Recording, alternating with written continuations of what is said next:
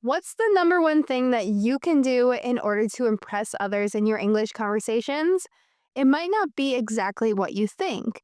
In order to impress people when you're speaking English, you need to have a wide, expansive vocabulary. And in today's lesson, I will help you expand that vocabulary by adding 20 new English phrases that are actually used in everyday conversations. I've gotten these 20 phrases from my own daily life speaking. So today's goal is to add these to your vocabulary so that you can express yourself however you may need to and impress others in your English conversations. Now, let's get started. To make a beeline, when someone walks or even just kind of runs or even just quickly walks towards something very directly and they're very motivated to get there, sometimes we say they made a beeline to get there. For instance, if you are super thirsty and you get into a building, you might make a beeline for the drinking fountain. You're moving very directly and you have a goal to get to that drinking fountain right away because you're very thirsty. When people used to do Black Friday shopping, especially in the United States, there would be these insane deals on really big televisions.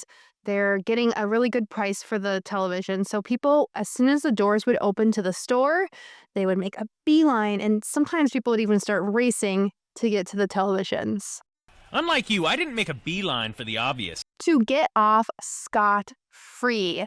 Pay attention to the spelling and the pronunciation of this phrase because a lot of native speakers actually mispronounce or misspell this phrase. So the phrase is scot-free. If you get off scot-free, this is a phrase that we use to say that you do something bad or even illegal and you have no consequences. A lot of people think that if you are wealthy, you can get off scot-free with any crime because you can kind of pay your way out of things.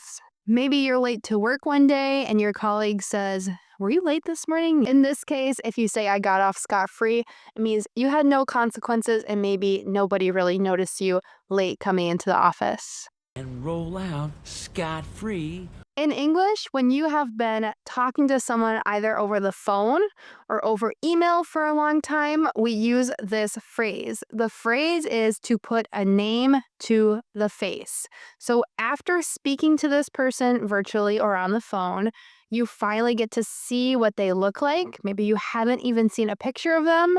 You can say, "Oh, it's nice to finally put a name to the face." So it's finally nice to see the person that I've been talking to or corresponding to for so long. Another way that we commonly use this phrase is if we have one friend and they either talk about someone in their family or another friend quite frequently. They have a lot of stories about this person, and you finally get to see them and meet them. You can say, "Oh, I've heard so much about you." It's nice to put a name to the face. So it's nice to see you in real life or in person, as we say in English. And put a name to the face. Quite frequently, instead of saying that we really enjoyed something, in English, we use the idiom, "we got a kick out of it." Okay, I got a kick out of it. We probably wouldn't use this phrase if it was just something very nice, like, "Oh, I got flowers from my husband. I got a kick out of it." Here, this phrase is a little awkward. It's more so something that we find a little bit funny and enjoyable or we're amused by. For instance, maybe your friend sends you a video, and in the video, they're doing a funny TikTok dance. And not only did you think it was good or just funny, you just really enjoyed it. It brought you, kind of a laugh and a lot of joy. You could say, "I got such a kick out of your TikTok dance." Or if our children think something is amusing and funny, we can say, "Oh, the kids got a kick out of that." So you'll hear this phrase all the time when something is really kind of fun, amusing, and enjoyable. It's a very positive phrase. Do you ever feel like when you have a lot of things going on, someone will tell you something important and immediately you forget it? Well, you can use this English phrase. You can say it went in one ear and out the other.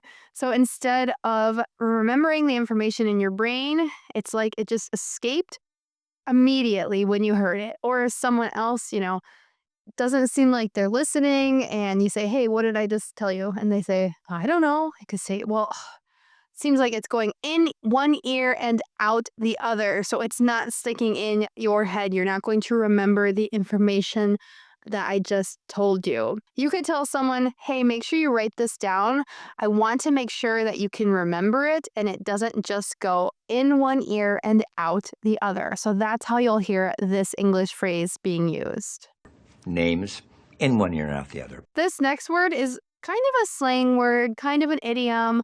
It's a way that native speakers say that they are slightly annoyed. When we're slightly annoyed or irritated, not super dramatically irritated or annoyed, we say, I'm miffed. I'm just miffed. I'm really miffed. My neighbors just keep making noise at night. So you're kind of irritated. You're not going to call the police or anything, but it's slightly annoying. Or maybe your friend had a party and they didn't think to invite you, but maybe you're like, oh, it's not a super close friend. I don't know. I'm kind of miffed. That was inconsiderate, but it's not the end of the world. It's just you're slightly annoyed if you use this word miffed.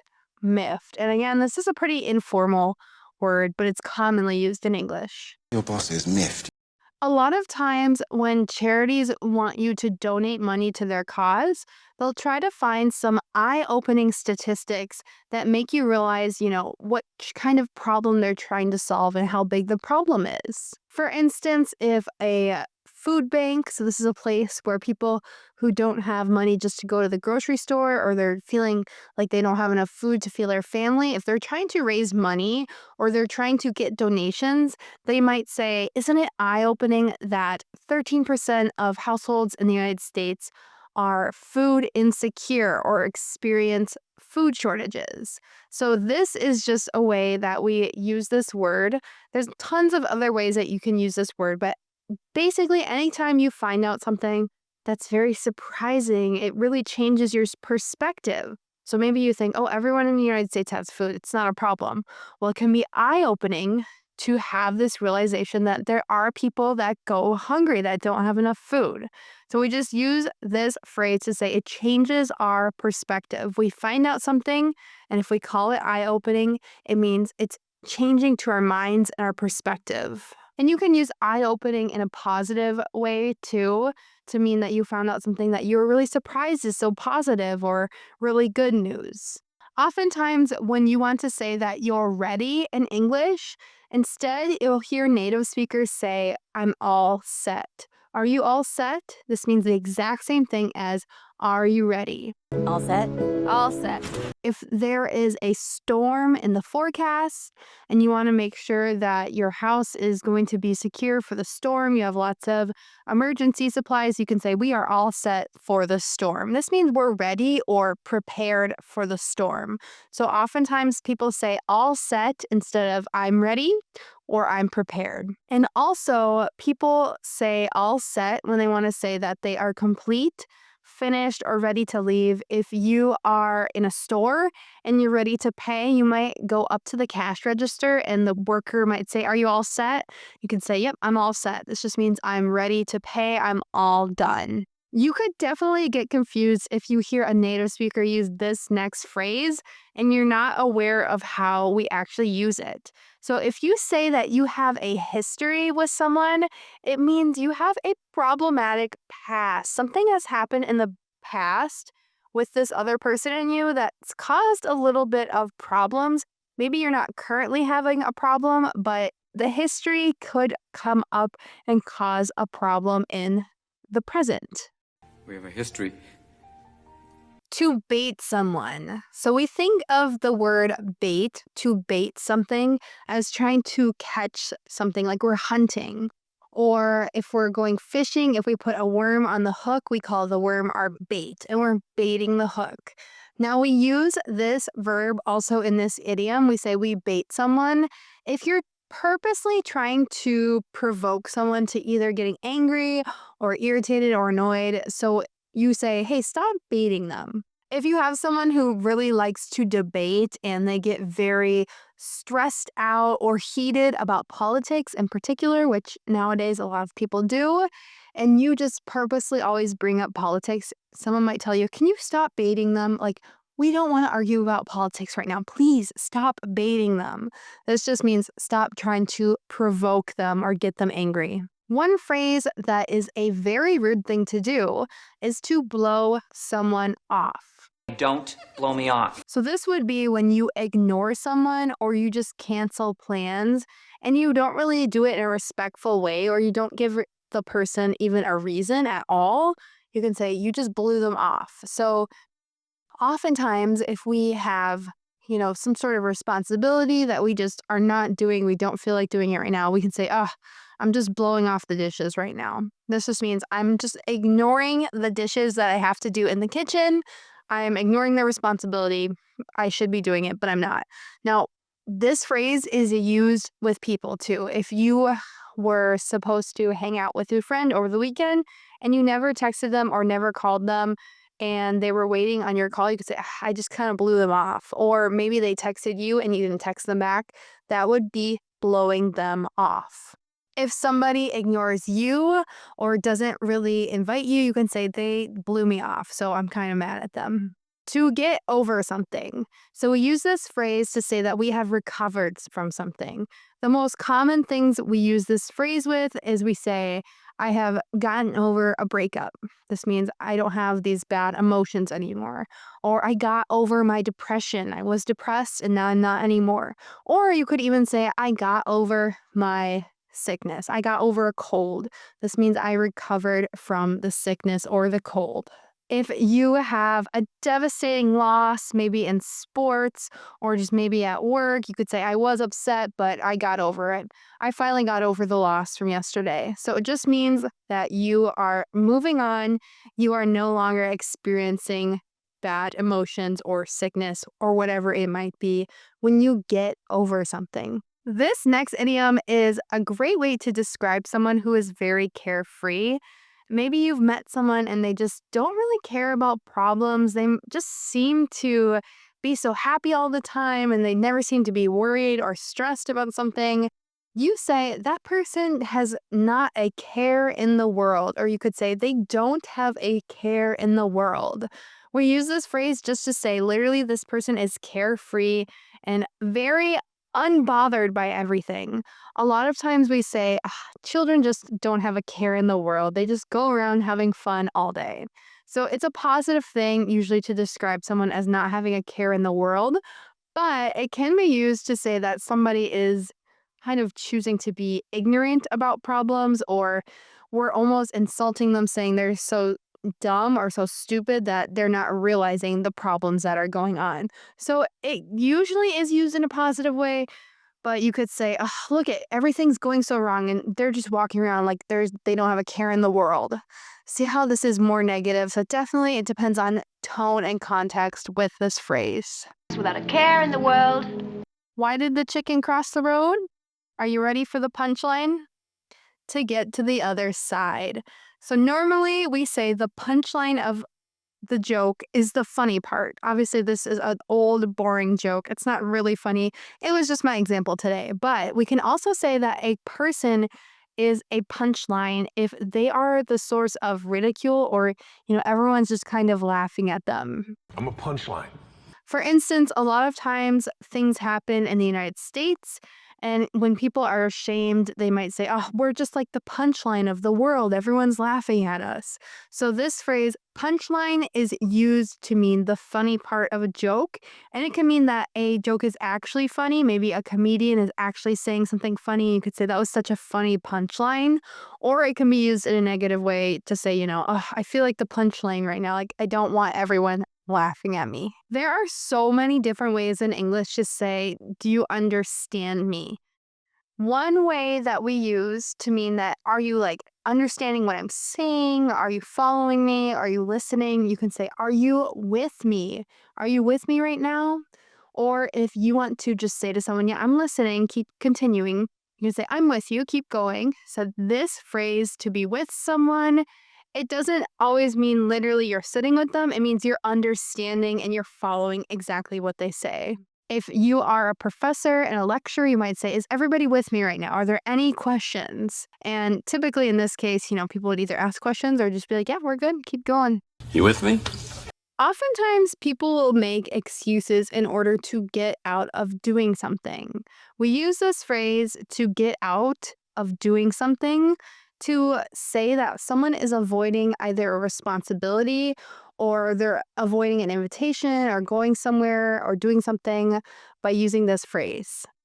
So maybe you don't get along with your family and you say, well, I'm going to have to work over the holidays, but I don't mind getting out of going to my family's house for these types of things. So you're avoiding seeing your family and you're getting out of it by saying you have to work or going to work. It kind of reminds me of the movie Four Christmases. If you've never seen it, it's with Vince Vaughn.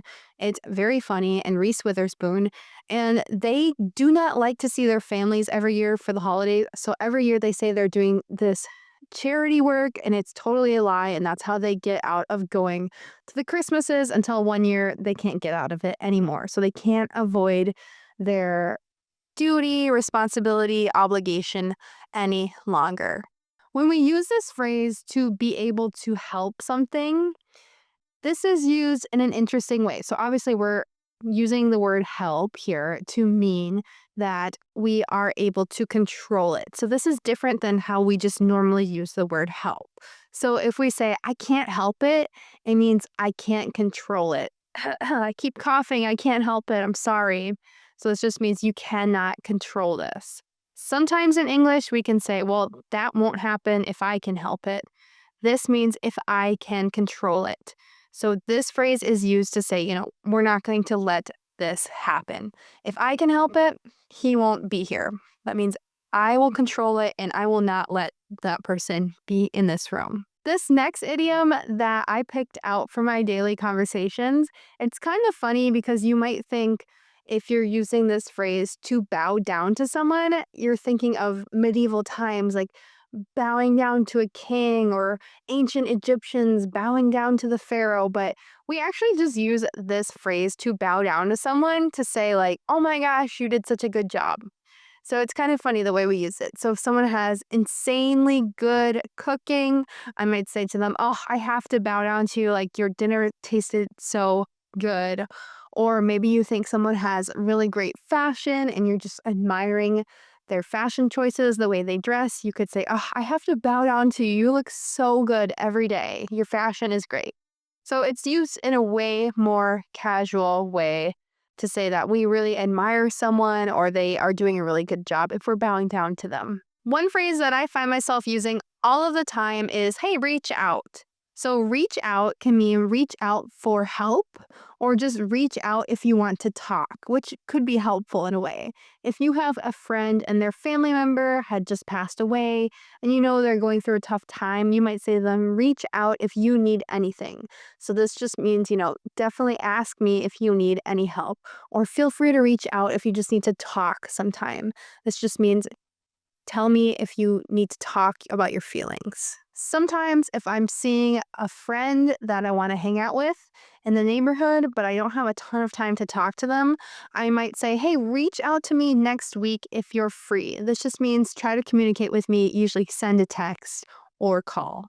Do you want me to reach out to Deanna? A really cool phrase that English speakers throw into their speaking and their conversations all the time is beyond belief. So this phrase is used for emphasis to say something was incredibly good or beautiful, great, or incredibly bad, rude, disappointing. I was disappointed beyond belief. This is just emphasizing how disappointed you are. Or I was impressed beyond belief by your English. This means I was very, very impressed. So it's a really great phrase just to use emphasis for something very positive or very negative. I'm excited, beyond belief.